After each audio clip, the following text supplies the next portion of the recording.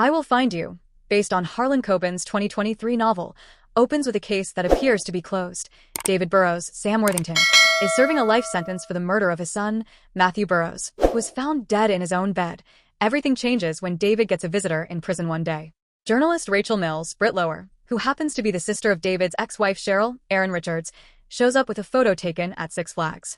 In the background of the image is a boy who looks exactly like Matthew, even bearing the same birthmark he had on his cheek. She's a character who just can't ignore an uneasy feeling. She has this spidey sense that this might be her nephew, Lower says. She goes from being a journalist writing about other people to being directly inside the story. The photo pushes David, who has maintained his innocence all along, to escape from prison with the help of Philip Mackenzie, Peter Outerbridge, the prison warden and a longtime friend of his father who believes him, and Mackenzie's son Adam, Jonathan Tucker, a police sergeant. A father's job is to protect his child, and so he failed at that. It's all about trying to find that redemption, says Coben, who also served as an executive producer on the show. It was the chance to rescue his son and recover from the worst moment of his life. According to creator and showrunner Robert Hull, there were no essential changes in adapting the novel for the screen. It was just finding new ways to tell the story, he says.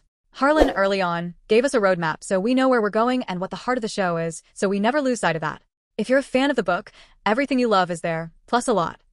Let's break down the biggest twists in I Will Find You. David and Rachel trace Matthew's disappearance to Berg Reproductive, a Boston fertility clinic tied to the wealthy Payne family, headed by Gertrude Payne, Madeline Stowe, and her son Hayden Payne, Milo Ventimiglia, and learn that Cheryl had been a patient there.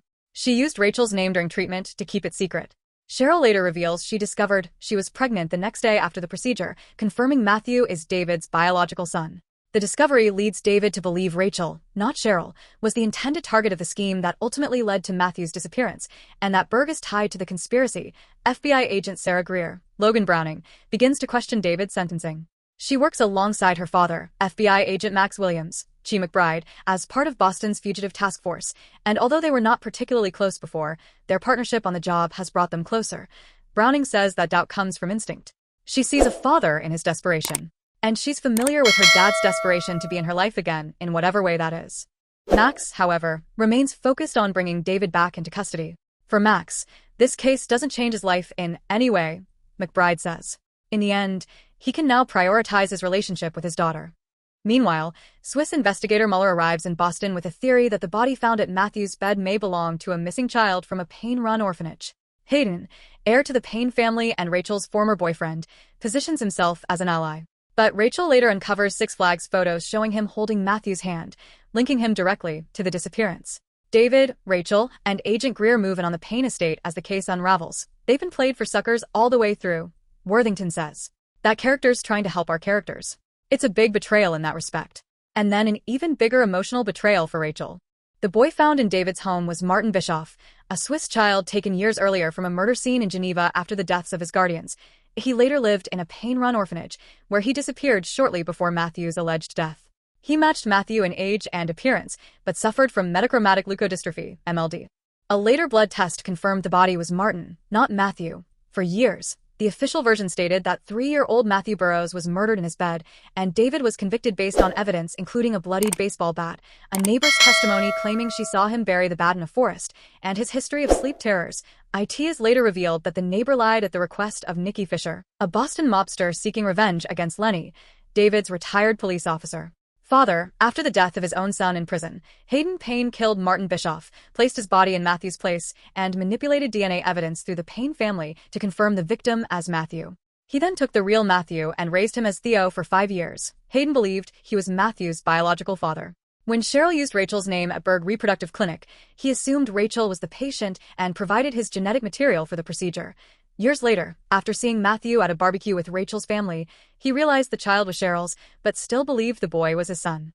At the Payne mansion, Rachel reveals that Cheryl was already pregnant at the time of the procedure. Gertrude confirms a paternity test was conducted, though she never told Hayden the truth about its results. As David and Agent Greer leave with Matthew, Hayden shoots his mother and flees with Rachel. Hayden pushes Rachel and tries to escape with Matthew, but David catches him. In the struggle, Hayden shoots David. Agent Greer orders him to drop the weapon. Hayden breaks down, saying Matthew was the best thing in his life. Rachel tries to talk him down, but he turns the gun on her. Greer shoots and kills him. David, gravely injured, looks at Matthew and says, "I found you," before losing consciousness. For Hull, The emotional weight of that scene comes less from the act itself than from everything that leads into it. I think for a successful ending, it's not about the ending, it's about everything that came before. It's about everything that he had to go through to get to that moment, he says. That's what makes a Harlan Coben show successful. Because of the journey you've taken with David and Rachel over this time, you get to feel what he feels in the end. 8 months later, David's conviction is overturned and the truth about Matthew's case begins to spread in the media. Rachel publishes her account as a book.